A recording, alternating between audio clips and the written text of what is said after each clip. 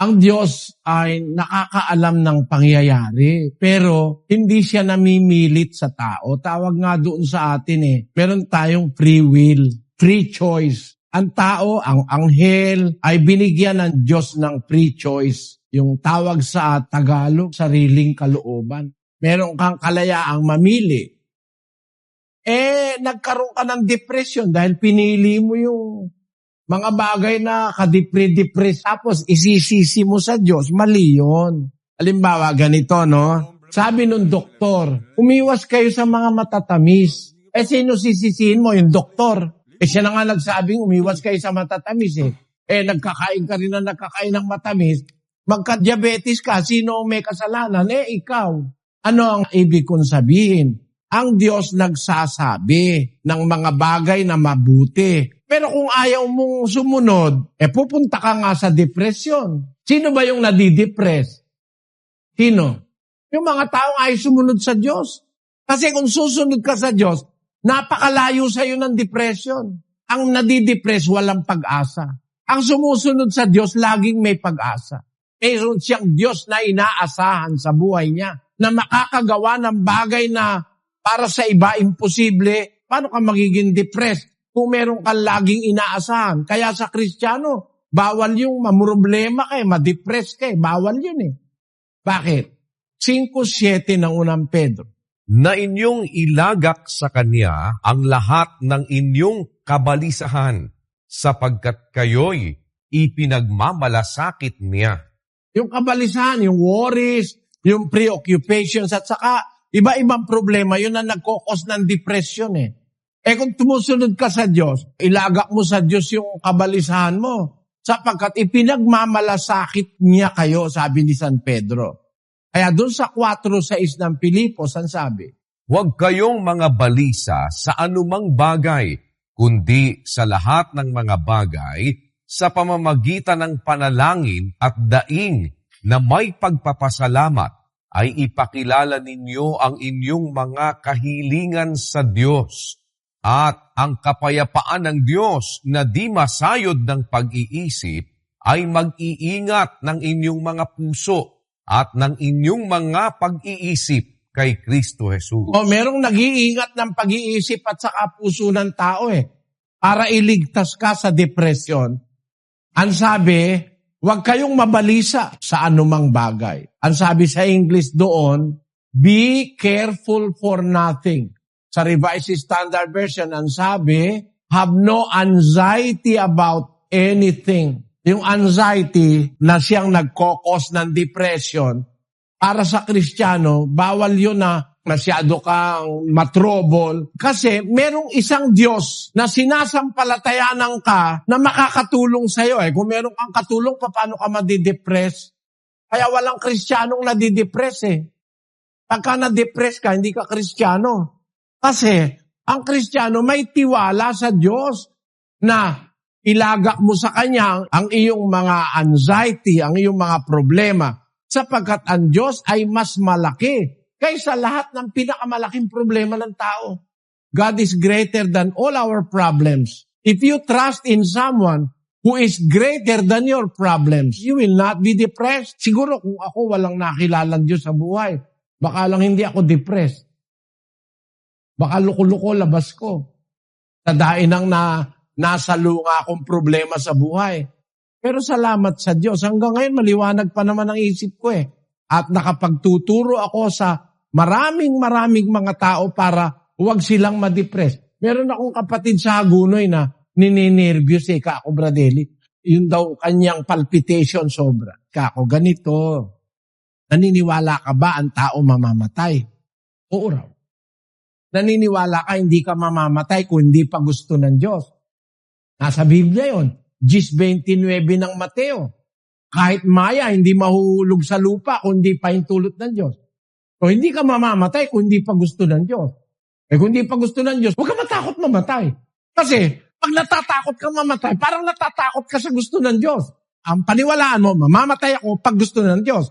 Pag hindi pa gusto ng Diyos, di pa ako mamamatay. Yun ang paniwalaan mo. O maaalis yung takot mo kako. Kaya ka lang kasi ako natakot ka mamatay, matakot ka malugi na. Yung lahat ng takot na yun ang nagiging dahilan ng depression.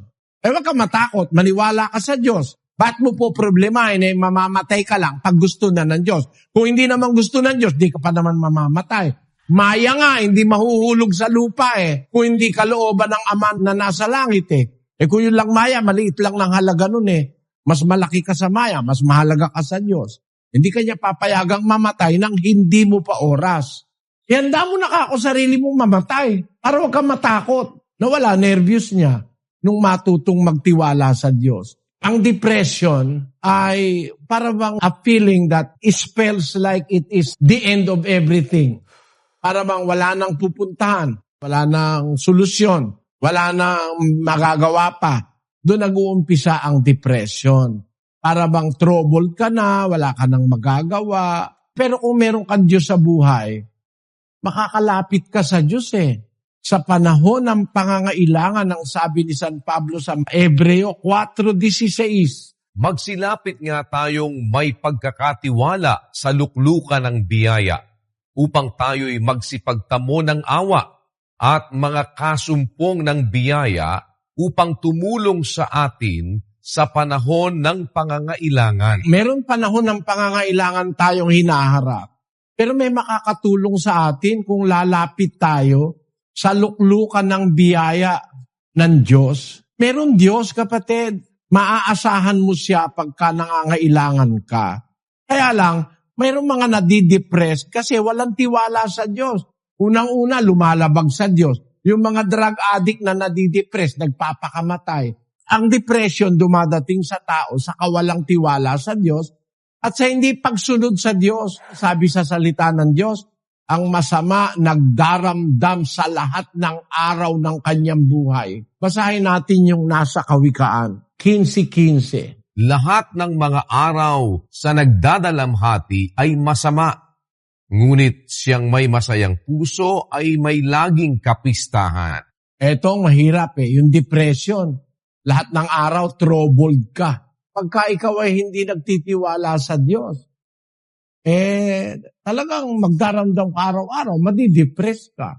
Ngunit siyang may masayang puso, ay may laging kapistahan. Ibig sabihin, yung may masayang puso, hindi madidepresyon. Kaya nga, ang sabi rin sa Kawikaan, ang masayang puso, mabuting kagamutan, ang sabi sa Biblia.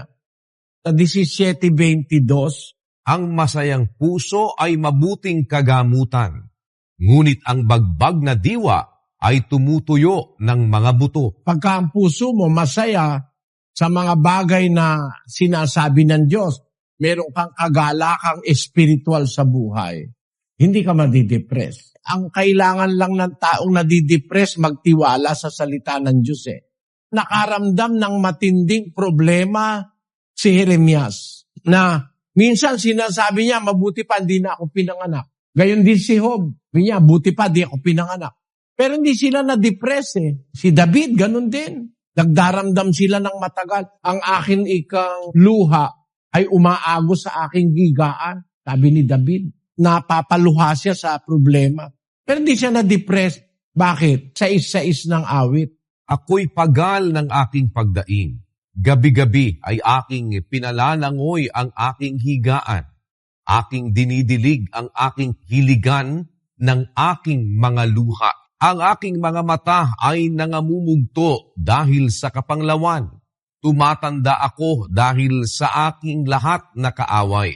Narinig ng Panginoon ang aking pananaing. Tatanggapin ng Panginoon ang aking dalangin. Kita mo?